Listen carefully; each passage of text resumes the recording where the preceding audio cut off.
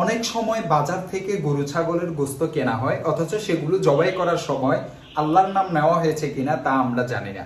অনুরূপভাবে হোটেলে মুরগি গরু ছাগলের গোস্ত আমরা খাই, কিন্তু আমরা জানি না এগুলো হালাল পদ্ধতিতে আল্লাহর নাম নিয়ে জবাই করা হয়েছে কিনা।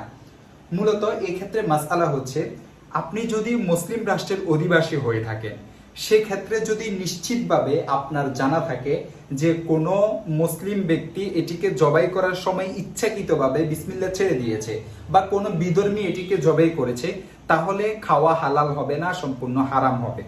আর যদি কোনো মুসলিম ব্যক্তি জবাই করার সময় ভুলে অথবা অনিচ্ছায় বিসমিল্লাহ ছেড়ে দিয়ে থাকে, তাহলে সেক্ষেত্রে ওই ফানির গোস্ত খেতে কোনো সমস্যা নেই।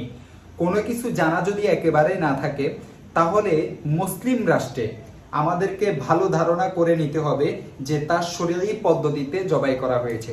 সুযোগ থাকলে কর্তৃপক্ষকে জিজ্ঞেস করে নিতে হবে যে সন্দেহ দূর করার জন্য এটি আসলেই কি আল্লাহর নাম নিয়ে জবাই করা হয়েছে কিনা, ইসলামী শরীয়ী পদ্ধতিতে জবাই করা হয়েছে কিনা। তারপরে যদি সন্দেহ বাকি থাকে তাহলে পরিহার করা উচিত।